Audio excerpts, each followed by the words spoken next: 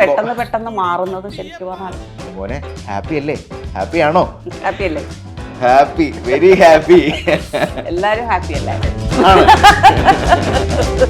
ഫഹദ് എനിക്കൊന്ന് ഫഹദ് വന്നിട്ട് ചേച്ചിനെ ഫസ്റ്റ് ടൈം കണ്ടപ്പോഴും അതെ അങ്ങനെ ജീവിതത്തിൽ ഈ ഒരു ഹാപ്പി അല്ലേ അല്ലെങ്കിൽ മോൻ സുഖാണോ എന്ന് ചോദിക്കുന്ന ഒരൊറ്റ വേർഡ് കൊണ്ട് ജീവിതത്തിന്റെ നല്ല വശങ്ങളിൽ എത്തിയ 2-3 പേര് എന്നെ വിളിച്ചിരുന്നു. ശരിക്കും പറഞ്ഞാൽ ഈ ഡയലോഗ് പറഞ്ഞു കഴിഞ്ഞതും റീമ ഓടി വന്ന് കെട്ടിപ്പിടിച്ചു ഇതേപോലെ. അപ്പോഴേക്കും ഞാൻ കരച്ചില്ലായി സന്തോഷം കൊണ്ട്. ഇതിലെ പാട്ടുകളൊക്കെ സുഷിനെ പറ്റി പറഞ്ഞാൽ അതൊരു വലിയ കാര്യം തന്നെയാണ്. ഇപ്പൊ നമ്മള് എന്താ പറയാ, നമ്മളും അതിന്റെ ഒപ്പം ശരിക്കും പറഞ്ഞാൽ പ്രായം കുറഞ്ഞു കുറഞ്ഞാന്ന് ഇത് കേട്ട് കേട്ട് കേട്ട് കേട്ട് കേട്ട് ഞാനും തുള്ളി തുള്ളിയാ വന്നിരുന്നേ. അതുകൊണ്ട് എന്താ ഞാൻ റിയാദിലൊക്കെ എന്നെ വിളിക്കാറുണ്ട് മ്യൂസിക്കിന് മാർക്കിടാൻ. എന്തിനാണോ ഇപ്പൊ ആലോചിക്കാൻ അതല്ല, പക്ഷെ റിയാദില് നടക്കുമായിരുന്നു. കാരണം അവിടെ ഒന്നും ഉണ്ടായിരുന്നില്ല. മൂക്കില്ല രാജ്യത്തെ മുറിമൂക്കൻ രാജാവോ എന്ന് പറഞ്ഞ മാതിരിയായിരുന്നു ഞാൻ ശരിക്കും പറഞ്ഞ. കോളേജിൽ വിളിക്കുമ്പോഴും ഇംഗ്ലീഷ് മുണ്ടാന്ന ഒരു അക്ഷരം മാത്രമേ എനിക്ക് മനസ്സിലായിട്ടു. വേറെ ഒന്നും ഭാഗ്യം. വരുന്നത് ചെയ്താൽ മതി, നമ്മളായിട്ട് അതിന്റെ പിന്നാലെ പോകണ്ട. അത്രേ നമ്മൾ പറയുന്നു. നല്ല സിനിമകൾ ഇപ്പൊ ഫാമ ചെയ്തോണ്ടിരിക്കുകയാണ് നിവിൻ പോളിയുടെ കൂടെ വെബ് സീരീസ്. അല്ല, ഞാൻ ആ ഒരു സന്തോഷം, ഒരു സംതൃപ്തി ഇത്രയും നാള് ചെയ്തതിലും കൂടുതൽ അത് ഇതിലുണ്ട്. ഞാൻ ഇടയ്ക്കിടയ്ക്ക് ജിതുനോ it's all because of you, it's all because of you എന്ന് പറയും ഞാൻ. Hello, hi, welcome to ginger media English cafe. ചോദിച്ചു പോകാം. ഇന്ന് നമ്മൾ ചോദിച്ചു പോകുന്നത് ഇപ്പോൾ മലയാള സിനിമകൾ നോക്കുകയാണെങ്കിൽ ഇറങ്ങുന്ന എല്ലാ സിനിമകളും ഗംഭീര സിനിമകളാണ്. അപ്പോൾ ഇപ്പോൾ ഏറ്റവും കൂടുതൽ ഇറങ്ങിയതിൽ തന്നെ നോക്കുകയാണെന്നുണ്ടെങ്കിൽ ആവേശം കൊള്ളിക്കുന്ന മൂവി തന്നെയാണ് ആവേശം എന്ന് പറയുന്ന മൂവി. നമ്മൾ മൂവി കഴിഞ്ഞിറങ്ങുമ്പോഴും ഓർക്കുന്ന ഒരു ക്യാരക്ടറാണ് അതിൽ ആ അമ്മ വേഷം ചെയ്ത ചേച്ചി, നീരജ ചേച്ചി. അപ്പോൾ നീരജ ചേച്ചിയുടെ ഓരോ ഡയലോഗൊക്കെ ആണെങ്കിലും മോനെ ഹാപ്പി അല്ലേ? ഹാപ്പി ആണോ? അപ്പോൾ ഇന്ന് എൻ്റെ കൂടുതലുള്ളത് നീരജ ചേച്ചിയാണ്. നീരജ ചേച്ചി ഹലോ. ഹലോ. യെസ്, എന്താണിത്? ഞാനും ആവേശത്തില. ഹാപ്പി അല്ലേ? Happy, very happy. എല്ലാരും ഹാപ്പി അല്ലേ? എന്ത് തോന്നുന്നു ഇപ്പൊ ഈ ഒരു സന്തോഷം? എന്ത് തോന്നുന്നു? ഭയങ്കര സന്തോഷം ശരിക്കും പറഞ്ഞാൽ. ജിത്തു അതുപോലെ ഒരു ക്യാരക്ടർ എഴുതാനും എനിക്ക് തരാനും എനിക്കത് ചെയ്യാൻ പറ്റിയതിലും എനിക്ക് ഭയങ്കര സന്തോഷം ശരിക്കും പറഞ്ഞു. മൊത്തത്തിൽ ആൾക്കാരൊക്കെ എന്ത് പറയുന്നു? കാരണം എനിക്ക് തോന്നുന്നു ഇപ്പം മെസ്സേജുകൾ ഫാമിലിയിൽ നിന്നും ഒക്കെ ഗ്രൂപ്പിൽ നിന്നൊക്കെ മെസ്സേജ് വരുന്നത് തന്നെ ചേച്ചി ഹാപ്പി അല്ലേ എന്നുള്ളത്. അതെ അതെ, എല്ലാവരും കാണുന്നവരെല്ലാവരും മെസ്സേജ് അയക്കുന്നുണ്ട്. അത് എവിടെ നിന്നാണെങ്കിലും കണ്ടുപിടിച്ച് ഇപ്പൊ പിന്നെ നമ്മളെ അപ്രോച്ച് ചെയ്യാൻ ഒരുപാട് വഴികളുള്ളത് കൊണ്ട് ഇൻസ്റ്റാഗ്രാം ആയാലും മെസ്സഞ്ചർ ആയാലും എല്ലാ തരത്തിലും നേരിട്ടുള്ള വാട്സപ്പ് ഉള്ളവരാണെങ്കിലും അല്ലാത്തവരും ഒക്കെ എങ്ങനെയെങ്കിലും കണ്ടവർ ദിവസവും വന്നുകൊണ്ടിരിക്കുന്നുണ്ട് മെസ്സേജ്. അതിൽ വളരെ സന്തോഷമുണ്ട്. ഒരു വേറൊരു രീതിയിലുള്ള ഒരു ബ്രേക്ക് എന്ന് വേണമെങ്കിൽ തീർച്ചയായിട്ടും പറയാം. കണക്ട് ചെയ്യുന്നതും ഒരുപാട് നല്ല ക്യാരക്ടർ ചെയ്തിട്ടുണ്ട്. പിന്നെ അത് മാത്രമല്ല, എപ്പോഴെങ്കിലും ഇങ്ങനെ പറഞ്ഞിട്ടുണ്ടോ അല്ലെങ്കിൽ ഇത് കഴിഞ്ഞിട്ട് അയ്യോ ഇത് എനിക്ക് എൻ്റെ അമ്മയെ പോലെ തോന്നുന്നു അല്ലെങ്കിൽ എൻ്റെ ഒരു ആൻറ്റീനെ പോലെ തോന്നുന്നു അങ്ങനെ പറഞ്ഞ്? കാരണം 3-4 പേര് ശരിക്കും പറഞ്ഞാൽ അതേപോലെ തന്നെ ഭയങ്കര സങ്കടത്തിലും സന്തോഷത്തിലും. കാരണം അത് ജീവിതത്തിൽ ഈ ഒരു ഹാപ്പി അല്ലേ അല്ലെങ്കിൽ മോൻ സുഖാണോ എന്ന് ചോദിക്കുന്ന ഒരൊറ്റ വേർഡ് കൊണ്ട് ജീവിതത്തിന്റെ നല്ല വശങ്ങളിൽ എത്തിയ 2-3 പേര് എന്നെ വിളിച്ചിരുന്നു ശരിക്കും പറഞ്ഞാൽ. അതുകൊണ്ട് പലർക്കും ചിലപ്പം ഈ സിനിമ വെറുതെ ഒരു സിനിമ കാണുകയാണെങ്കിലും ഞങ്ങൾക്ക് അങ്ങനെ അല്ല, ഞങ്ങൾ വളരെ ഇൻറ്റിമസിയിൽ തന്നെ കണ്ടതാണ്, അത് കാരണം ഒരിക്കലും ഈ സിനിമ മറക്കില്ല എന്ന് പറഞ്ഞവരും ഉണ്ട് എൻ്റെ കൂടെ ശരിക്കും പറഞ്ഞാൽ. ഇപ്പം ഈ ഒരു മൂവിയിലേക്ക് എങ്ങനെയായിരുന്നു? ഈ ഒരു മൂവിയിൽ ഈ ക്യാരക്ടർ പറഞ്ഞപ്പോഴും നമുക്ക് തന്നെ ഒരു സന്തോഷം തോന്നിയോ? കാരണം ഇങ്ങനൊരു ക്യാരക്ടർ ആയതുകൊണ്ടും. ക്യാരക്ടർ ആദ്യം ഇതൊന്നും അറിയുന്നില്ലല്ലോ. രോമാഞ്ചത്തിന്റെ ഫസ്റ്റ് ഡേ ഫസ്റ്റ് ഷോയ്ക്ക് ജിത്തു എന്നെ വിളിച്ചിട്ടുണ്ടായിരുന്നു. അതിനങ്ങനെ പോകുന്ന വഴിക്ക് ജിത്തു പറഞ്ഞു ചേച്ചിയെ ഞാൻ വിളിക്കൂട്ടോ എൻ്റെ പുതിയ സിനിമയിലേക്ക്, അത്രേ പറഞ്ഞു. പിന്നെ അതിനു വേണ്ടി കാത്തിരുന്നു. ജിത്തു അല്ലേ പറഞ്ഞ വാക്ക് പാലിക്കുന്ന ആളാണ്, അതുകൊണ്ട് വെയിറ്റ് ചെയ്തുകൊണ്ടിരുന്നു. ഒരു സമയമായപ്പം വിളിച്ചു. ബാംഗ്ലൂരാണ് ഷൂട്ട്. അവിടെ ചെന്നിട്ടാണ് ഞാൻ ബാക്കി ഇതെല്ലാം കേൾക്കുന്നത്. ഞാനും മൂത്താളും കൂടി ആണ് സെറ്റിലേക്ക്. കുട്ടികളാരും അങ്ങനെ ഇതുവരെ വന്നിട്ടില്ല. ജസ്റ്റ് അവള് എൻ്റെ കൂടെ അവള് താമസിക്കുന്ന ഏരിയ തന്നെ ആയതുകൊണ്ട് അവിടെ വന്നു. ബാംഗ്ലൂർ മൂത്താള്. അപ്പൊ ജസ്റ്റ് ഞങ്ങൾ രണ്ടുപേരും കൂടെ ഇരിക്കുമ്പോ തന്നെയാണ് ഇത് എക്സ്പ്ലെയിൻ ചെയ്തത്. അപ്പൊ തന്നെ നമുക്ക് ഉള്ളിലൊരു ഒരു സുഖം തോന്നുമല്ലോ കേൾക്കുമ്പോ. അതെ. അപ്പോൾ അത് ത്രൂ ഔട്ട് സിനിമയിൽ ചെയ്യുമ്പോഴും ഉണ്ടായിരുന്നു, ഇപ്പോഴും ഉണ്ട്. ഇപ്പോഴും ആ സന്തോഷം അതെ, ഉണ്ടല്ലേ? ഈ ശരിക്കും ഇപ്പൊ നമ്മള് സിനിമ കാണുമ്പോൾ സിനിമയിൽ ചെയ്യുന്ന ഒരു ക്യാരക്ടർ ആകണമെന്നില്ല പലപ്പോഴും റിയൽ ലൈഫിൽ, അല്ലേ? അപ്പോൾ ചേച്ചിയുടെ കാര്യത്തിൽ ഇത് നോക്കുമ്പോൾ ശരിക്കും ഇതുപോലെ തന്നെയാണോ? കാരണം ഞങ്ങളിവിടെ വന്നപ്പോൾ തന്നെ നമുക്ക് മനസ്സിലായി ചേച്ചിയാണെങ്കിലും ചേട്ടനാണെങ്കിലും അങ്കിളാണെങ്കിലും ആൻറ്റിയാണെങ്കിലും രണ്ടുപേരും ഭയങ്കര ഹാപ്പി ആയിട്ട് ഒരുപാട് സംസാരപ്രിയരായിട്ടുള്ള വ്യക്തികൾ, അല്ലെങ്കിൽ മാക്സിമം ഫ്രീഡം ഒക്കെ പിള്ളേർക്ക് കൊടുക്കുന്ന. ഞങ്ങൾ ഇതുവരെയും ഒരു കാര്യങ്ങൾക്കും കുട്ടികളെ റെസ്ട്രിക്ട് ചെയ്യാറില്ല. അവരുടെ ഇഷ്ടത്തിന് തന്നെയാണ് എല്ലാ കാര്യങ്ങളും. അതെ, ഭക്ഷണം തൊട്ട് എല്ലാ കാര്യവും അവർക്ക് ഇഷ്ടപോലെ നമ്മൾ അവരുടെ ഒപ്പം ജീവിക്കുന്നു, അത്ര തന്നെ. നമ്മൾ അവരുടെ ഒപ്പം തന്നെ വലുതായിക്കൊണ്ടിരിക്കുന്നു.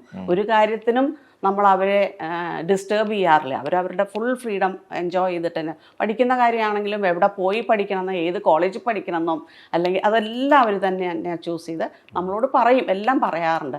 കുട്ടികൾക്ക് നമ്മൾ വലിയൊരു സപ്പോർട്ടാണ് കൊടുക്കുന്നത്. ശരിക്കും പറഞ്ഞു കഴിഞ്ഞാൽ എന്തുണ്ടായാലും തെറ്റായിക്കോട്ടെ, തെറ്റാണെങ്കിലും വന്ന് പറയാൻ അവർക്ക് വീട്ടിലാണ് ഏറ്റവും വലിയ അഭയം ഉള്ളത്. ശരിക്കും പറഞ്ഞാൽ ആ ഫ്രീഡം നമുക്ക് ഉണ്ടെന്ന് വെച്ച് കഴിഞ്ഞാൽ ആ കുട്ടികൾ വലിയ വഴി തെറ്റാൻ വഴിയില്ല ശരിക്കും പറഞ്ഞാൽ എന്നാണ് എൻ്റെ വിശ്വാസം. അതാണ് ശരിക്കും പറഞ്ഞാൽ. അതായത് അവർക്ക് മറച്ചു വെക്കാൻ ഒരു സാധ്യത കൊടുക്കാതിരിക്കുമ്പോൾ. അതെ അല്ലേ? നമ്മളടുത്ത് തന്നെ പറയുമ്പോൾ ഇതിലാണെങ്കിൽ പോലും ബിബിമോനെ എന്തുണ്ടായാലും അമ്മയോട് പറയണേ എന്ന് പറയുന്ന ഒരു ഇതുണ്ടല്ലോ.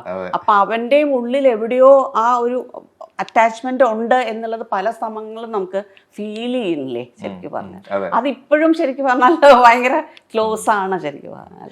അത് മാത്രമല്ല, അത്രയും മറ്റേ വില്ലനായിട്ടുള്ള ഫഹദ് അതിനകത്ത് രംഗണ്ണനെ വിളിക്കുമ്പോൾ ഭയങ്കര ദേഷ്യത്തിൽ നിൽക്കുമ്പോഴും ആ ലാസ്റ്റ് സീനൊക്കെ ആണെങ്കിൽ പോലും നീരജ് ചേച്ചി വിളിക്കുമ്പം പെട്ടെന്ന് ആ ഒരു പെട്ടെന്ന് മാറുന്നത് ശരിക്കും പറഞ്ഞാൽ ഞാൻ രണ്ടാമത്തെ പ്രാവശ്യം കണ്ടപ്പോഴാണ് എനിക്ക് കുറേയും കൂടിയും ആ ഒരു ലാസ്റ്റ് സീനിലേക്ക് കൂടുതൽ ഇറങ്ങി ചെന്നത് സെക്കൻഡ് ടൈം കണ്ടപ്പോഴായിരുന്നു. അതെ, അതുപോലെ തന്നെ കോളേജിൽ നിന്ന് വിളിക്കുമ്പോഴും മറ്റേ ഇംഗ്ലീഷ് പറയാൻ മനസ്സിലായി എന്തൊക്കെയോ പറഞ്ഞു. ഗുണ്ടാന്നൊരു അക്ഷരം മാത്രമേ എനിക്ക് മനസ്സിലായുള്ളൂ, വേറെ ഒന്നും ഭാഗ്യം. ആ ഗുണ്ടാന്നുള്ള ഒരു ഇത് മാത്രമേ കേട്ടുള്ളൂ, ബാക്കിയെല്ലാം അല്ലേ? അതെ അതെ, ശരിക്കും പറഞ്ഞാൽ അവിടെ നിന്ന് എന്തൊക്കെയോ വിളിച്ചു പറഞ്ഞു, മോനെ എനിക്ക് ഗുണ്ടാന്നൊന്നൊരു അക്ഷരം അല്ലാതെ വേറെ ഒന്നും മനസ്സിലായിട്ടില്ല. ഒരു തരത്തിൽ ഭാഗ്യം. ഈ സെറ്റിന്റെ ടൈമിലും ഈ ഷൂട്ട് എടുക്കുന്ന ടൈമും ആൾക്കാർ ഇത് കഴിഞ്ഞ് ചിരിക്കുകയും ആ ഒരു ഇതെങ്ങനെയുണ്ട്? ശരിക്കും പറഞ്ഞാൽ എൻ്റെ ഈ കൗണ്ടർ സീനുകളെല്ലാം ഞാൻ കേരളത്തിലാണ് ചെയ്തത്. ആദ്യത്തെ കൊണ്ട് ചേർക്കുന്നത് അതൊക്കെയായിരുന്നു അവിടെ ചെയ്തത്. എന്നോട് ജിതു ആകെ തിരുവനന്തപുരം സ്ലാങ് മാക്സിമം ഉപയോഗിക്കണേ ചേച്ചി എന്ന് മാത്രമേ പറഞ്ഞുള്ളൂ. അല്ലാതെ ഇന്നതുപോലെ അല്ലെങ്കിൽ അങ്ങനെയൊന്നും വലിയ ഇതുണ്ടായിരുന്നില്ല. പക്ഷെ ഇവിടുത്തെ സീനുകളിലെല്ലാം ജിതു കൃത്യമായിട്ട് ഡയലോഗ് പറഞ്ഞു. നമുക്ക് ബൈഹാർട്ട് ചെയ്യേണ്ട ഡയലോഗുകളല്ലല്ലോ, അപ്പൊ വരുന്നത് പോലെ പറയുന്നതായിരുന്നല്ലോ. അപ്പൊ അത് പറയുമ്പോഴും അതെ, പലപ്പോഴും കറക്ഷൻസ് ഒക്കെ ജിതു വന്ന് നേരിട്ട് പറഞ്ഞു തരുമായിരുന്നു. അവരുടെ തന്നെ മിടുക്കാണ് കേട്ടോ ഇത് ശരിക്കും പറഞ്ഞാൽ. അവർ രണ്ടുപേരുടെയും ആ സമയത്തിൽ തന്നെ അവർ പറഞ്ഞു ചേച്ചി ഇത് സംഭവം ഡബ് ചെയ്ത് കഴിഞ്ഞപ്പോൾ ജിതു എന്നോട് പറഞ്ഞു ചേച്ചി നല്ലോണം വർക്ക് ആയിട്ടുണ്ട് എന്ന് പറഞ്ഞു. അപ്പൊ ഞാനും അതിങ്ങനെ നമുക്കറിയില്ല, നമ്മൾ ഈ ഡബ് ചെയ്യുമ്പോൾ കാണുന്നതല്ലാതെ സിനിമയുടെ ഒരു ഹോൾ ഇമ്പാക്ട് എന്താന്നുള്ളത് കാണുന്നില്ലല്ലോ. എല്ലാവരും പറഞ്ഞു, കുറേ പേര് എന്നോട് പറഞ്ഞിരുന്നു ഇതിനകത്തുള്ളവർ തന്നെ. പക്ഷെ അപ്പോഴും ഇത്രയും ഒരു ഇമ്പാക്റ്റ് ആണെന്ന് സിനിമ കണ്ടപ്പോൾ തന്നെ അറിയുള്ളൂ. ഫഹദുമായിട്ട് എനിക്കൊന്നും അങ്ങനെ ഒരു കോമ്പിനേഷൻ പീരീഡിൽ ഇല്ലെങ്കിൽ പോലും തീർച്ചയായിട്ടും നിങ്ങൾ തമ്മിലുള്ള ഒരു കോണ്ടാക്ട് കുറെ സമയത്ത് ഉണ്ടായിരുന്നു, ത്രൂ ഫോൺ ആണെങ്കിലും. സീ യു സൂൺ തൊട്ട് ഫഹദിനെ അറിയാം. അല്ല ഇതില് എന്തെങ്കിലും കോമ്പിനേഷൻ ഒന്നുമില്ല, സെറ്റിൽ കണ്ടിരുന്നു ഞാൻ. നസ്രിയും ഫഹദും ഉണ്ടായിരുന്നു.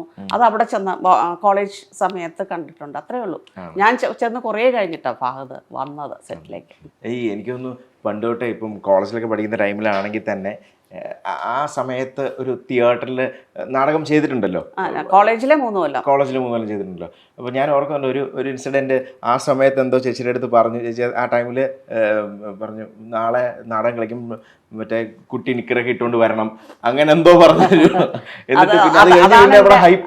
ആദ്യമായിട്ട് ശരിക്കും പറഞ്ഞാൽ ചെയ്തത് കോളേജിലെ ഒരു ആനുവൽ ഇതുമായിട്ട് ബന്ധപ്പെട്ട നാടകമായിരുന്നു. അതിൽ ഏറ്റവും ചെറുതായിട്ടൊരു കുട്ടിയെ, കുഞ്ഞല്ല, ഈ ചക്രം ഉരുട്ടുന്ന ആയിട്ട് ഉള്ള ഒരു പയ്യനെ വേണമായിരുന്നു. അതും ട്രൗസർ ഇട്ടിട്ട് കയറണമായിരുന്നു. അപ്പം വളരെ ചെറിയ ശരീരമായിരുന്നു, ഇപ്പം ഇന്നത്തെ പോലെ അല്ല. അപ്പൊ അത് കാരണം വന്ന് പെട്ടെന്ന് വിളിച്ചപ്പോൾ ഞാൻ അതുവരെ ഒന്നും ചെയ്തിട്ടുമില്ല. അങ്ങനെയാണ് ആദ്യമായിട്ട് ഒരു നാടകത്തിൽ ചെയ്ത്. നല്ല നാടകമായിരുന്നു. അത് കഴിഞ്ഞിട്ട് ഇതുപോലെ ഫുൾ ഉണ്ടായിരുന്നു.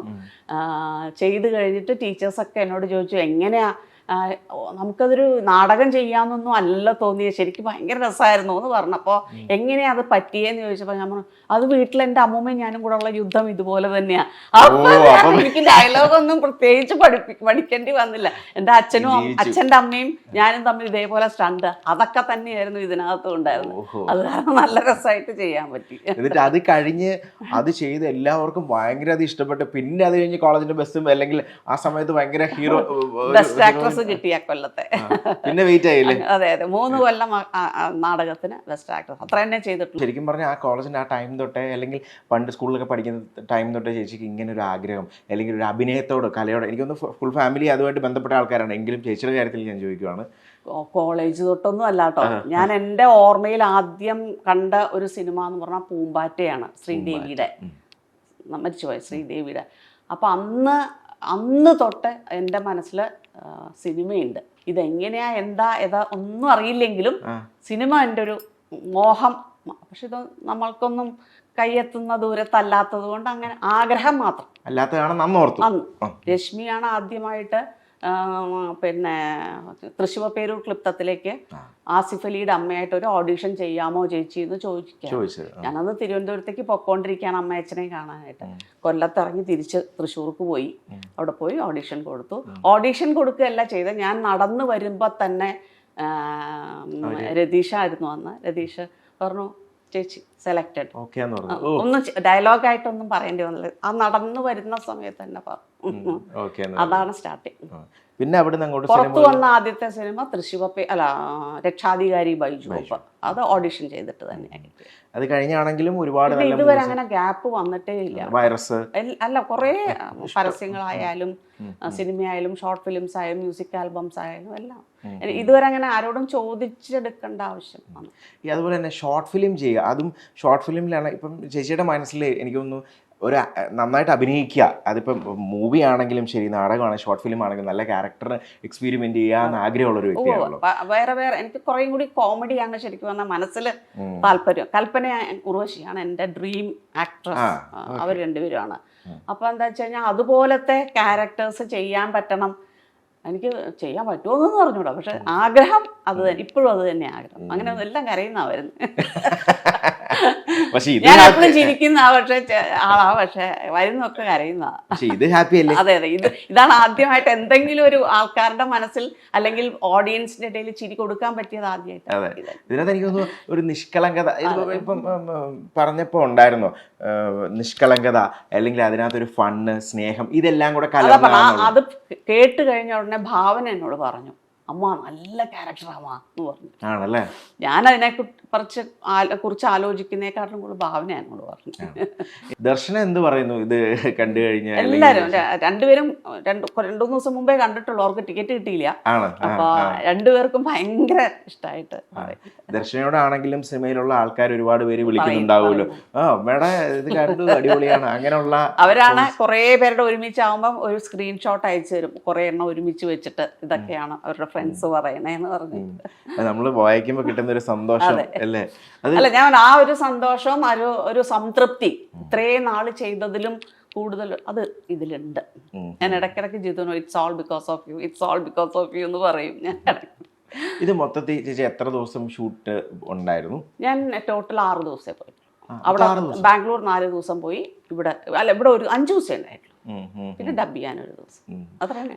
മോനെ കൊണ്ട് അവൻ ചെല്ലുമ്പോ തന്നെ ഇതുപോലെ ഉണ്ടാക്കണം. അതെ അതെ അതെ. അതൊക്കെ സിനിമ തുടങ്ങിയതും ഞാനാണ്, അവസാനിച്ചതും ഞാൻ. അതെ അതെ, ഞാനത് ഓർക്കുമായിരുന്നു. ഈ ഇപ്പൊ ഇതിനകത്ത് ഡയലോഗ്സ് കറക്റ്റ് അതേപടി തന്നെ ആയിരുന്നു, അല്ല എന്തെങ്കിലുമൊക്കെ ചെറിയ ഇൻപുട്സ് ആ ടൈമിൽ മാറ്റം വരുത്തി എന്തെങ്കിലുമൊക്കെ? അത് ഓൺ ദ സ്പോട്ട്. അതാണ് പറഞ്ഞത്, ഞാൻ പറയും അതിലെന്തെങ്കിലും അതല്ല അവർ എക്സ്പെക്ട് ചെയ്യണമെന്ന് വെച്ച് കഴിഞ്ഞാൽ ജിതു വന്നിട്ട് ചേച്ചി ഇങ്ങനെ ഒന്ന് ആക്കി നോക്കിയാലോ എന്ന് പറയാറുണ്ട്. പ്രത്യേകിച്ചും അടുക്കളയിലെ ആ സീനിലാണ് ഏറ്റവും കൂടുതൽ ആ ഇംപ്രവൈസേഷൻ വേണ്ടി വന്നത്. ഓക്കെ. അപ്പം ഇപ്പം ഇത്രയും ചെയ്തതിൽ അപ്പോൾ തങ്ങി നിൽക്കുന്ന ഒരു സിറ്റുവേഷൻ എന്ന് പറഞ്ഞാൽ അടുക്കളയിലെ തന്നെയാണ് ഇതാണ് അല്ലേ? മറ്റേതൊന്നും ഞാൻ ഡയറക്റ്റ്ലി ഇതാവുന്നില്ലോ. ഇതിപ്പോ പിന്നെ കരഞ്ഞിട്ട് പുറത്ത് അവിടെ ഇരുന്നിട്ട് തുണി വിരിച്ചോണ്ടിരിക്കുമ്പോഴാണല്ലോ ഈ കോള് വരുന്നത് പെട്ടെന്നുള്ള. അതിലപ്പം ഞാൻ കുറച്ചും കൂടി ലൗഡായിട്ടാണ് കരഞ്ഞ. അപ്പൊ അത്രയും വേണ്ട ചേച്ചി, കുറച്ചും കൂടി ഒന്ന് കുറച്ചിട്ട്. കരച്ചിലുണ്ട്, വിഷമമുണ്ട്, പക്ഷെ എന്താണെന്നൊന്നും മനസ്സിലായിട്ടല്ല മനസ്സിലായിട്ടല്ല, അതെ, അപ്പൊ ആ ഒരു ഇത് മതി എന്ന് പറഞ്ഞു. ഗുണ്ടാന്നുള്ള വാക്ക് അത് മാത്രമേ മാത്രമല്ലേ എനിക്ക് അങ്ങനെ കേൾക്കുന്നുള്ളൂ. ഒരു മാറ്റം വരുത്താൻ. ഞാൻ കുറച്ചും കൂടി ലൗഡായിട്ടാണ് കരഞ്ഞത്. കരച്ചിൽ വേഗം പറ്റും എനിക്ക്. കരയാനും ചിരിക്കാനും രണ്ടും എക്സ്ട്രീമിൽ പറ്റും. ആണല്ലേ? ഗ്ലിസറിൻ ഉപയോഗിക്കേണ്ടി വരാറില്ല. ശരിക്കും അതിപ്പോ ഇപ്പൊ പറഞ്ഞാലും കരയും. ഈ നമ്മളെ ഏറ്റവും കൂടുതൽ അറിയുന്ന ആൾക്കാര് നമ്മളൊരു ക്യാരക്ടർ ചെയ്തു കഴിയുമ്പോൾ പറയും ഇത് ശരിക്കും ചേച്ചി തന്നെയാണല്ലോ എന്നും പറയാൻ ചാൻസ് ഉണ്ട്. അങ്ങനെ പറഞ്ഞവരുണ്ടോ? അല്ലെങ്കിൽ പൊതുവെ ഒരു ഹാപ്പി പേഴ്സൺ ആണല്ലോ ഞാൻ അതാ പറഞ്ഞ. ഈ സിനിമ കഴിഞ്ഞിട്ട് കുറെ പേരുടെ വരുന്ന മെസ്സേജുകൾ ഇങ്ങനെയാണ്, ഒരേ ചേച്ചിയെ ശരിക്ക് കണ്ടത് ഇതിലാണ് എന്ന് പറഞ്ഞിട്ട് കുറെ പേര് എന്നോട് പറഞ്ഞു. നമ്മൾ ഏറ്റവും കൂടുതൽ ഞാൻ ഓരോ പ്രാവശ്യവും ഇത് തുറക്കുമ്പോൾ കുറേ സമയം പോവാ ഇപ്പം ഇതിലിരുന്നിട്ട് മൊബൈലിൽ. അല്ലെങ്കിൽ അത്യാവശ്യം വായിക്കാറില്ല. 2-3 ദിവസമായിട്ട് പുസ്തകം തൊട്ടിട്ടേ ഇല്ല. അത് നല്ല കാര്യമാണ്, സമയം കിട്ടുന്നില്ലല്ലോ. അല്ല എന്നാലും അതെ. അതുപോലെ തന്നെ ചേച്ചിയുടെ ഫാമിലി നോക്കുകയാണെങ്കിലും ഏട്ടനാണെങ്കിലും അല്ല ഫാദറൊക്കെ നോക്കുകയാണെങ്കിൽ തന്നെയും സ്ട്രീറ്റ് പ്ലേ, ഞാൻ വന്നപ്പോൾ ഞാൻ ചോദിച്ചിട്ടുണ്ടായിരുന്നു സ്ട്രീറ്റ് പ്ലേ റിലേറ്റഡ് ആയിട്ടുള്ള അതും ആ സമയത്ത് ഇപ്പോൾ ഉള്ള പല ആൾക്കാർക്കും മെറ്റീരിയൽസ് കൊടുത്തതും അല്ലെങ്കിൽ ഒരു ഗുരുസ്ഥാനം എന്നുള്ള രീതിയിലായിരുന്നല്ലോ. അത് ചേട്ടൻ മറ്റേ സ്ട്രീറ്റ് പ്ലേ ചെയ്തിരുന്നത് അപ്പൂപ്പനല്ലായിരുന്നു. കൊട്ടിപ്പാട് ചപ്ലാംകൊട്ട പാട്ട് പാടിയായിരുന്നു ശരിക്കും കഥാപ്രസംഗങ്ങൾ ചെയ്താണ്. NSS കോളേജിന്റെ ധനപ്പിരിവായിട്ട് ഒരുപാട് കാലം ചെയ്തിട്ടുണ്ട്. പിന്നെ അപ്പൂപ്പൻ തന്നെയാണ് ആദ്യമായിട്ട് ഞങ്ങളുടെ വീട്ടിൽ നിന്ന് സിനിമ യാചകൻ എന്ന സിനിമയില് മിസ് കുമാരിയുടെ നായകനായിരുന്നു. അന്നത്തെ മിസ് കുമാരി വലിയ എല്ലാരും ഭയങ്കര, അപ്പൂപ്പന് നല്ല ഹൈറ്റും വെൽ ബിൽഡ്, നല്ല ഗ്ലാമറുള്ള ആളായിരുന്നു. ആ സമയത്ത് ഇതൊക്കെ ഈ അപ്പൂപ്പന്റെ ഇതൊക്കെ കണ്ടോണ്ടിരിക്കുന്ന സമയത്ത് മനസ്സിന് ഇതിനുള്ളൊരു അത് ഞാനൊന്നും ജനിച്ചിട്ട് പോലും ഇല്ലല്ലോ. അത് കഴിഞ്ഞ് അത് കുറേ കാലം കഴിഞ്ഞിട്ടാണ് ഞാനൊക്കെ ജനിച്ചത്. ഏട്ടന്റെ പറഞ്ഞു കേട്ടിട്ടേ ഉള്ളൂ. ചേട്ടന്റെ ഡോക്യുമെന്ററികളെല്ലാം ശരിക്കും പ്രകൃതിയുമായിട്ട് ബന്ധപ്പെട്ടിട്ട്, അല്ലെങ്കിൽ എവിടെയെല്ലാം സമരമുഖങ്ങളുണ്ട് അവിടെയെല്ലാം കക്ഷിയുടെ ക്യാമറ എത്തും, അങ്ങനെ ഒരു സ്റ്റേജ് ആയിരുന്നു. വളരെ ഒരുപാട് മനസ്സിൽ നന്മയുള്ളൊരു മനുഷ്യനായിരുന്നു ശരിക്കും പറഞ്ഞാൽ. ഫാമിലിയിൽ ഏറ്റവും കൂടുതൽ ഒരു പടി മുകളിൽ സിനിമയോട് അല്ല അഭിനയത്തോട് താല്പര്യം എന്ന് പറഞ്ഞു കഴിഞ്ഞാൽ ആരായിരിക്കും? സിനിമ എന്ന് പറഞ്ഞാൽ അച്ഛൻ ബന്ധുക്കളുടെ വീടുകളിലൊന്നും കൊണ്ടുപോകില്ല, പണ്ട് മുതലേ ആരെയും ഞങ്ങളെ കൊണ്ടുപോകില്ല. പക്ഷേ എല്ലാ സിനിമയ്ക്കും അങ്ങനെയാണ് ഈ പൂമ്പാറ്റ ആ സമയത്ത് അടുപ്പിച്ചാണ് ഹാത്തി മേരാ സാത്തി എല്ലാ ഹിന്ദി സിനിമയ്ക്കും കൊണ്ടുപോകും. അച്ഛൻ ഹിന്ദി പ്രൊഫസറായിരുന്നു. എല്ലാ ഹിന്ദി സിനിമയ്ക്കും പരീക്ഷ ആയാലും കുഴപ്പമില്ല, സിനിമ കാണണം, അത് അച്ഛൻ അന്ന് നിർബന്ധമായിരുന്നു. ടീച്ചേഴ്സിനോട് ചെന്നിട്ട് ചോദിക്കും ഈ സിനിമ കുട്ടികളെ കാണിക്കാൻ പറ്റുന്നതാണെന്ന് പറഞ്ഞാൽ ഉറപ്പായിട്ട് സിനിമയ്ക്ക് പോയിരിക്കും, ബന്ധുക്കളുടെ വീടുകളിലൊന്നും. അപ്പം പണ്ട് മുതലേ ആ ഒരു സീഡ് നമ്മുടെ ഉള്ളിലുണ്ട്. പക്ഷെ ഇത് അഭിനയിക്കാൻ വിടുവോ അല്ലെങ്കിൽ അതൊന്നും അച്ഛൻ ചെയ്യുമെന്ന് എനിക്ക് തോന്നുന്നു. ഡാൻസ് പഠിപ്പിച്ചു, പക്ഷെ ഡാൻസ് സ്റ്റേജിൽ ചെയ്യാൻ സ്മാർട്ടക്കാരിയാവണ്ടെന്നാ പറയാറ്. പക്ഷെ അപ്പൊ സിനിമയുടെ ഒരു ആഗ്രഹം ഒരു പക്ഷെ അച്ഛൻ കാരണം തന്നെയായിരിക്കും. നമ്മുടെ ഉള്ളിലും അത് ആ ഒരു മോഹം വന്നത് അതുകൊണ്ട് തന്നെയായിരിക്കും. ഇപ്പം ആ സമയത്ത് ചേച്ചി പറഞ്ഞല്ലോ കുഞ്ഞായിരുന്ന ടൈമിലൊക്കെ അച്ഛൻ അത്ര വലിയ ഇതിനോടൊന്നും ഒരു നാടകത്തോടോ ഇതിനകത്തൊരു സമ്മതം ഇല്ലായിരുന്നു എന്നുള്ളത്. പക്ഷേ അതിപ്പോൾ നെക്സ്റ്റ് തലമുറയിലോട്ട് വന്നപ്പോൾ ഇപ്പം ദർശനയാണെങ്കിലും അല്ലെങ്കിൽ ഭാവനയൊക്കെ ആണെങ്കിലും അതിൽ നിന്ന് നേരെ ഓപ്പോസിറ്റ് ആയിട്ടുള്ളൊരു അപ്രോച്ചാണ് പിള്ളേരുടെ ചെയ്ത് അല്ലേ? ആ ഒരു ഫ്രീഡത്തിൻ്റെ അത് നേരെ ഉൾട്ടാന്ന് വേണമെങ്കിൽ പറയാം. അപ്പോൾ അത് ചിലപ്പോൾ അതേ രീതിയിൽ തന്നെ വരണ്ടമായിരുന്നല്ലോ, കാരണം അച്ഛനായതുകൊണ്ട്. പക്ഷെ അതിൽ നേരെ മാറാനല്ല, നമ്മൾക്ക് കിട്ടാത്ത സൗഭാഗ്യങ്ങളെല്ലാം കുട്ടികൾക്ക് കിട്ടട്ടെ എന്നല്ലേ നമ്മൾ ആലോചിക്കുക ശരിക്കും പറയാം. എല്ലാ അച്ഛനും അമ്മയും ഇല്ല എന്റെ സമയത്ത് വിഷമം ഉണ്ടായിട്ടുണ്ട്, ഉറപ്പായിട്ടും ഉണ്ട്. പിന്നെ എല്ലാത്തിനും നിർബന്ധിക്കുമായിരുന്നു. ഞാനൊരു പക്ഷെ ഒരു ടീച്ചർ ആവാതിരുന്നതിന് കാരണം അച്ഛൻ തന്നെയായിരിക്കും. കാരണം ഹിന്ദി പഠിക്കുക പറഞ്ഞുകൊണ്ടേയിരിക്കുമായിരുന്നു. ഒരുവിധം തരക്കേടില്ലാതെ ഹിന്ദിക്ക് മാർക്കും കിട്ടുമായിരുന്നു. ഞങ്ങളുടെ ലവ് മാരേജാ. അപ്പൊ എന്താ ലാസ്റ്റ് മൊമെന്റ് ഞങ്ങൾ തീരുമാനിച്ചു കല്യാണം അതനുസരിച്ച് തീരുമാനിച്ചാവാം. അത് MA പഠിച്ചുകൊണ്ടിരിക്കുന്ന സമയത്ത്. അപ്പൊ അത്ര വരെ ശരിക്കും പറഞ്ഞാൽ വൈബയുടെ തലേ ദിവസം അത് ചെയ്തില്ല, അത്ര വരെ എത്തിച്ചിട്ട് വേണ്ട അച്ഛൻ. ആയാൽ ടീച്ചർ ആയാൽ അച്ഛൻ കാലാകാലം പറയും ഞാൻ ഹിന്ദി ആയതുകൊണ്ട്, ഹിന്ദി പ്രൊഫസർ ആയതുകൊണ്ട് നിനക്ക് ജോലി അത് വേണ്ട. പിന്നെ എന്റെ വഴി നടക്കില്ല. അന്ന് രായിട്ട് റിയാദിലാ ശരിക്കും പറഞ്ഞാൽ. അപ്പൊ പിന്നെ ഈ പോക്കൊന്നും നടക്കില്ല. അവിടെ ടീച്ചറായിട്ട് അവിടെ ഇരിക്കുകയുള്ളൂ. അച്ഛന്റെ ഒരു പ്രസ്ഥാനം ഉണ്ട്, ഹിന്ദി സാഹിത്യ അക്കാദമി. അപ്പൊ പിന്നെ ഞാൻ അതൊക്കെ നോക്കി അവിടെ ഇരിക്കലേ ഉണ്ടാവുള്ളൂ. ഇന്നിപ്പോ അനിയത്തി അത് നോക്കുന്നത്. അപ്പൊ പിന്നെ കുഴപ്പമില്ല, നമുക്ക് ഈ വഴിയിലൂടെ പോകാനും. അപ്പൊ ഈ സ്ട്രിക്റ്റ് ആയിട്ടുള്ള അച്ഛൻ രീതിയിൽ നോക്കാം. അപ്പം നിങ്ങളെ ലവ് മാരേജ് ആയിരുന്നു പറഞ്ഞല്ലോ. അപ്പൊ അത് ആ ടൈമിൽ എങ്ങനെ അത് അതെങ്ങനെ നടന്നു, അല്ലെങ്കിൽ അത് അതിന് പ്രോപ്പർ ഇവരുടെ വീട്ടിൽ നിന്ന് വന്ന് അതൊരു നാടകം കളിച്ചു ഞങ്ങൾ. ശരി, അവിടെ ഒരു നാടകമാണ് കളിച്ചത്. പ്രോപ്പറായിട്ട് വരുന്നത്. എന്നിട്ട് ചോദിച്ചു വാര്യരാണ്. അപ്പൊ പറഞ്ഞു ഇതെന്താ നായന്മാരാരും ഇല്ലേ വാര്യര് വരാനായിട്ട് എന്ന് മാത്രമേ ചോദിച്ചുള്ളൂ. പക്ഷെ ഇത്രയെല്ലാം സ്ട്രിക്റ്റ് ആണെങ്കിലും എൻ്റെ ആഗ്രഹത്തിന് നിന്നു. അതൊരു വലിയ കാര്യം.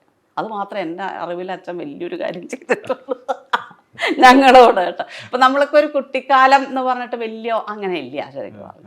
അത് കഴിഞ്ഞിട്ടുള്ളതൊക്കെയാണ് ഞാൻ കുറേം കൂടി ലൈവ്ലി ആയിട്ടുള്ളത്. ചിലപ്പോൾ വന്ന് ചോദിച്ച സമയത്ത് കണ്ട് സംസാരിച്ചപ്പോൾ ഇല്ല, കണ്ടു സംസാരിച്ചു ഒന്നുമില്ല.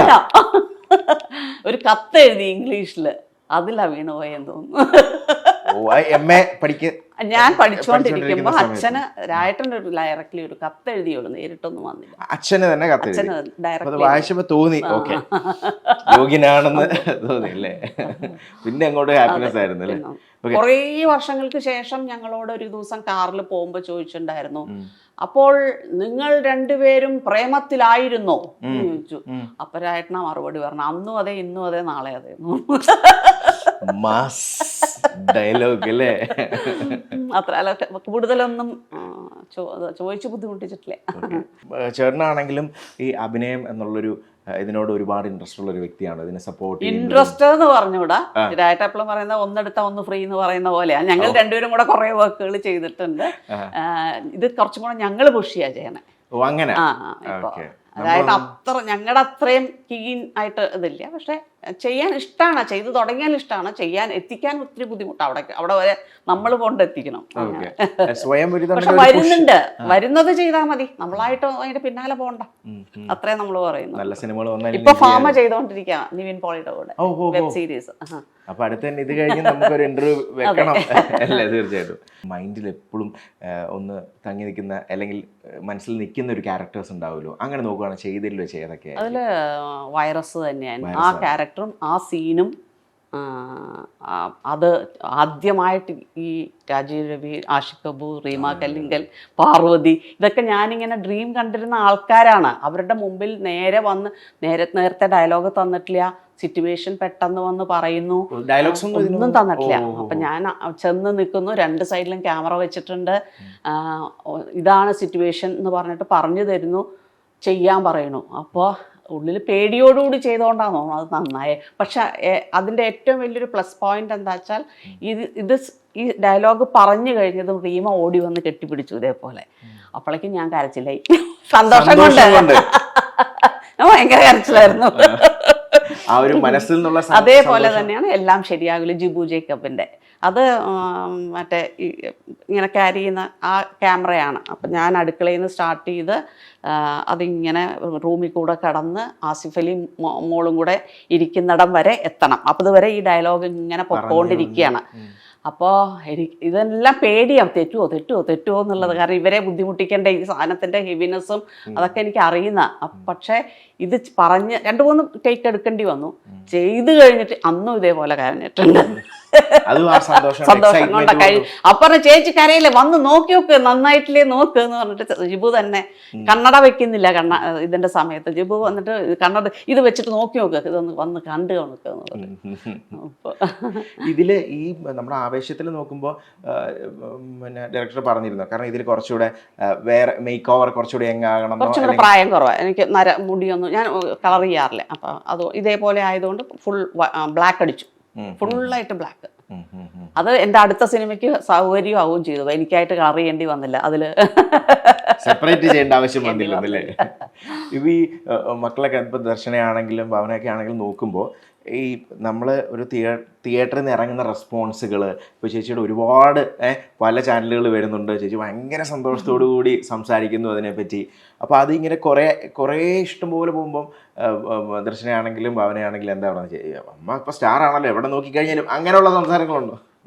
ദർശന പ്രൊമോട്ട് ചെയ്യല് കുറച്ച് കുറവാ. അപ്പൊ എന്താ വെച്ച് കഴിഞ്ഞാല് കുറവാ.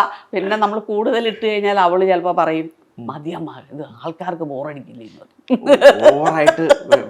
ഒന്നും അവള് കുറച്ച് സൗമ്യമായിട്ട് കാര്യങ്ങളെ കാണുന്ന ആളാണ്. ഓക്കെ. ഞാനാണെങ്കിൽ കൈകാലം എടുത്ത വർത്താനം പറയുന്നത്. അപ്പോൾ ഒരു സിനിമയ്ക്ക് ഇതാവുമ്പോൾ തന്നെ അവൾ എന്നോട് പറയും, അമ്മ മനസ്സിൽ കണ്ടാൽ മതി ഡയലോഗ്, എന്താണ് ഡയലോഗ് താണെങ്കിൽ അത് നമ്മൾ മനസ്സിൽ അത് കാണുമ്പോൾ നമ്മുടെ മുഖത്ത് തന്നെ വന്നോളൂ, നമ്മൾ വേറെ എക്സ്ട്രാ ഒന്നും ഇടേണ്ട കാര്യമില്ല. ഓട്ടോമാറ്റിക്കലി വരും. അതാ അവളുടെ രീതി അതായിരിക്കാം ചിലപ്പോ. ഞാൻ പൊതുവേ സംസാരിക്കുമ്പോഴേ ഇങ്ങനെയാണ്, ഭയങ്കര എക്സൈറ്റഡ് ആയിട്ട്, അല്ലെങ്കിൽ ഞാൻ രണ്ട് എക്സ്ട്രീമാണ് എൻ്റെ കരച്ചിലും അതേപോലെ തന്നെയാണ്. ദർശനയ്ക്ക് ആരുടെ ഇതാണ് കിട്ടിയിരിക്കുന്നത് ചോദിച്ചു കഴിഞ്ഞാൽ അങ്ങനെ അങ്ങനെയില്ല. പാട്ട് എനിക്കറിയില്ല, പാട്ട് എനിക്ക് ഭയങ്കര ഇഷ്ടമായിരുന്നു കുട്ടിക്കാലത്ത്. ഞാൻ അടുത്ത വീട്ടിൽ പാട്ട് പഠിപ്പിക്കാൻ ഒരു സാറ് വരുമ്പോൾ ജനലിൻ്റെ അടുത്ത് നിന്നിട്ട് ഇങ്ങനെ കേട്ടോണ്ട്. അത് കാരണം എന്താ വെച്ചാൽ സ്വരങ്ങളെല്ലാം ആ കുട്ടിയെ പഠിപ്പിച്ചത് ഇപ്പോഴും നമുക്ക്, പണ്ടൊക്കെ സ്കൂളിലുണ്ടായിരുന്നു, നമുക്കൊരു മ്യൂസിക് ക്ലാസ് ഉണ്ടായിരുന്നു ശരിക്കും പറഞ്ഞു. ഇപ്പൊ അതില്ല. ഒരു പീരീഡ് അതാണല്ലോ എക്സ്ട്രാ കരിക്കുലർ സംഭവങ്ങൾ. ഇപ്പൊ അതൊന്നും ഇല്ലെന്ന് തോന്നുന്നു, എനിക്ക് അറിഞ്ഞൂടാ എന്തായാലും. അത് അപ്പം എന്താ വെച്ചാൽ അവിടെയും ഇതിങ്ങനെ കേട്ടിരുന്നു, ഈ ഇതും കേട്ടിരുന്നു. അതുകൊണ്ട് എന്താ വെച്ചാൽ ഞാൻ റിയാദിലൊക്കെ എന്നെ വിളിക്കാറുണ്ട് മ്യൂസിക്കിന് മാർക്കിടാൻ. എന്തിനാണോ ഇപ്പൊ ആലോചിക്കാൻ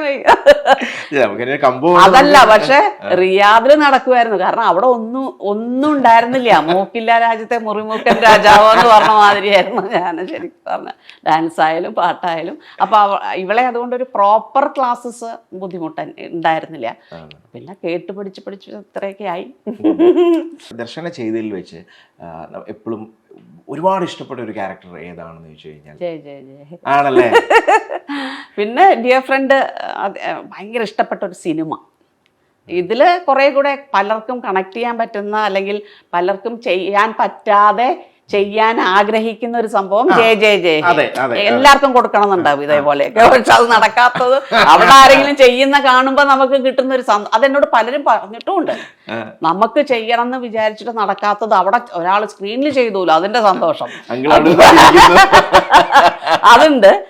പിന്നെ മറ്റേ ഹൃദയത്തിലെ എനിക്ക് അവളുടെ ക്യാരക്ടർ എനിക്ക് നല്ല ഇഷ്ടമായി. അവള് ചെയ്ത ഭാഗം എനിക്ക് നല്ല ഇഷ്ടമായിട്ടുണ്ട്. ഡിയർ ഫ്രണ്ട് ഇതൊന്നുമല്ല, ആസ് എ ഹോൾ സിനിമ എനിക്ക് നല്ല ഇഷ്ടമായ സിനിമയാണ് ശരിക്കും പറഞ്ഞാൽ. ഇപ്പൊ ഇതിന്റെ സെറ്റില് ഏറ്റവും ഒരു മെമ്മറബിൾ ആയിട്ടുള്ള ഒരു കാര്യം ഫഹദ്, എനിക്കൊന്ന് ഫഹദ് വന്നിട്ട് ചേച്ചിനെ ഫസ്റ്റ് ടൈം കണ്ടപ്പോഴും അതെ അങ്ങനെ ഭയങ്കര സന്തോഷം തരുന്ന ഒരു സംഭവം തന്നെയായിരുന്നു ശരിക്കും. ഞങ്ങൾ എല്ലാവരും കൂടി ഇരിക്കുമ്പോഴായിരുന്നു. അത് കാരണം എന്താ വെച്ചാൽ എല്ലാവരുടെയും ചേച്ചിയെ എല്ലാവർക്കും അറിയാലോ എന്നുള്ളൊരു, മറ്റുള്ളവർ റെക്കഗ്നൈസ് ചെയ്യണു എന്നുള്ളത് കിട്ടുമ്പോൾ കിട്ടുന്നൊരു സന്തോഷം എനിക്ക് വലുതാ. അത് വലിയ കാര്യം തന്നെയാണ്. അത് അന്ന് കിട്ടിയിരുന്നു ശരിക്കും ഫഹദ് വന്നപ്പോൾ. നസ്രിയയും ഫസ്റ്റ് ഡേ അങ്ങനെ തന്നെയായിരുന്നു. ആണല്ലേ. ഇനിയിപ്പോൾ ചേച്ചിയുടെ വരാനിരിക്കുന്ന സിനിമകളായിക്കോട്ടെ, അല്ലെങ്കിൽ എന്തൊക്കെയാണ്? 2-3 ഷോർട്ട് ഫിലിംസ് വരുന്നുണ്ട്. അതിൽ ഒരെണ്ണം ഇപ്പോൾ വന്നിട്ടുണ്ട്, അവർ പുറത്തിടാറായിട്ടില്ല എന്ന് പറഞ്ഞു. അത് നിയോ ഫിലിംസിന്റെ കുട്ടികളുടെ വരുന്നത്. നല്ല വർക്കാ. ഒരു ഏലിയൻ വന്നിട്ട് ഈ ലോകത്ത് വന്നിട്ടൊരു അമ്മയെ പരിചയപ്പെടുന്നത്. അതിലൊരു നല്ല അമ്മ അങ്ങനെ. മറ്റേ നമ്മുടെ സൗബിൻ ചെയ്ത ആ ക്യാരക്ടറിന്റെ ഫീമെയിൽ വേർഷൻ എന്ന് തന്നെ പറയാം ശരി. എന്നിട്ട് അതിന് തിരിച്ചു പോകാൻ തോന്നാത്ത അങ്ങനത്തെ ഒരു കഥ. നന്നായി വന്നിട്ടുണ്ട്. Two souls. അതിന്റെ കൂടെ തന്നെ ഈ വില്ലത്തി ക്യാരക്ടറുകൾ, അതായത് ഇപ്പം ഒരുപാട് ഇപ്പൊ കരയുന്ന ക്യാരക്ടർ അല്ലെങ്കിൽ കോമഡി ക്യാരക്ടർ, അതിന്റെ കൂട്ടത്തിൽ തന്നെ നമുക്ക് ചേർക്കാവുന്ന ഒരു ക്യാരക്ടർ ആയിരിക്കും ഒരു കുറച്ച് വില്ലത്തി ക്യാരക്ടർ എന്നുള്ളത്. അല്ല, നമ്മളല്ലാത്ത ക്യാരക്ടർ ചെയ്യാൻ പറ്റുന്നത് ഒരു ചലഞ്ചിങ് ആണല്ലോ. ഞാനല്ല വില്ലത്തി അല്ല, പക്ഷെ അത് ചെയ്യാൻ പറ്റുന്നത് നല്ല കാര്യമല്ലേ. ആവശ്യം കണ്ടു കഴിഞ്ഞു. ഒരുപാട് പേര് മെസ്സേജ് അയച്ചിട്ടുണ്ട്, കോൾസ് ഒക്കെ ഉണ്ട്. എന്നാലും ചിലപ്പോൾ ചില കോൾ, അത് ചിലപ്പോൾ ഒരു ഡയറക്ടറുടെ ആവാം, അല്ലെങ്കിൽ ഒരു ആക്ടറുടെ ആവാം, അല്ലെങ്കിൽ അടുത്തറിയുന്നവരാവാം. ആ കോള് ഭയങ്കരധികം ഞെട്ടിച്ചു എന്ന് പറഞ്ഞു കഴിഞ്ഞാൽ ഏതായിരിക്കും? അത് ഇതാണ്, ഒരാളുടെ കംപ്ലീറ്റ് ലൈഫ് മാറ്റിമറിച്ച ഇതേപോലത്തെ ഒരു കഥ ആരോമൽ എന്ന് പറഞ്ഞൊരു ആളെന്നെ വിളിച്ചിട്ടുണ്ടായിരുന്നു. അയാൾ ശരിക്കും പറഞ്ഞാൽ സംസാരിക്കുമ്പോൾ കരഞ്ഞുകൊണ്ട് തന്നെയാണ് സംസാരിച്ചത്. അപ്പം ഞാൻ പറഞ്ഞു, ഒന്ന് ജിതുവിനെ വിളിച്ച് പറയുമോ? അത് എന്നോട് ഈ പറഞ്ഞതൊക്കെ തന്നെ ജിതു അല്ലേ സ്ക്രിപ്റ്റ് എഴുതിയിരിക്കണേ, അപ്പോൾ ജിതുവിനോടൊന്നും അപ്പം അല്ല, അത് ചേച്ചി എനിക്കറിയാം, ചേച്ചി ചെയ്താൽ അത് എത്രത്തോളം വരും എന്ന് പറഞ്ഞാൽ. അതുകൊണ്ട് എന്താ, ചേച്ചിയിൽ കൂടി ഞാനത് കണ്ടപ്പം ഞാൻ എൻ്റെ അമ്മയെ കണ്ടു. ശരിക്കും പറഞ്ഞാൽ അവിടെ ഞാൻ അമ്മയും കൊണ്ട് സിനിമയ്ക്ക് പോകുന്നുണ്ട് നാളെ എന്ന് പറഞ്ഞിട്ടാ വിളിച്ചു. ഇതിലെ പാട്ടുകളൊക്കെ സുഷിനെ പറ്റി പറഞ്ഞാൽ അതൊരു വലിയ കാര്യം തന്നെയാണ്. ഇപ്പൊ നമ്മള് എന്താ പറയാ, നമ്മളും അതിന്റെ ഒപ്പം ശരിക്കും പറഞ്ഞാൽ പ്രായം കുറഞ്ഞു പറയാന്ന്. ഇത് കേട്ട് കേട്ട് കേട്ട് കേട്ട് കേട്ട് ഞാനും തുള്ളിയാ വന്നിരുന്നേ.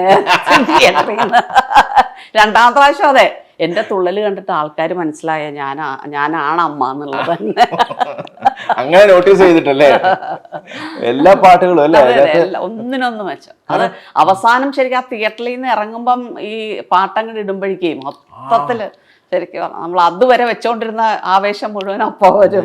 കാരണം ആക്ട് ചെയ്യുമ്പോൾ നമ്മൾ BGM ഒന്നും അതിനെപ്പറ്റി അവയർ ഒന്നും അറിയുന്നില്ലല്ലോ. ഇടി ഔട്ട് വന്ന് കഴിയുമ്പോ മറ്റേ ആ ഗുമ്മ് വരുമ്പോ ആണ് ഒരു മനസ്സിലായത്. പ്രത്യേക സന്തോഷം തന്നെ കേട്ടോ ആ സിനിമ കണ്ടിറങ്ങുമ്പോ നമുക്ക് കിട്ടുന്നത്. Thank you so much. Thank you.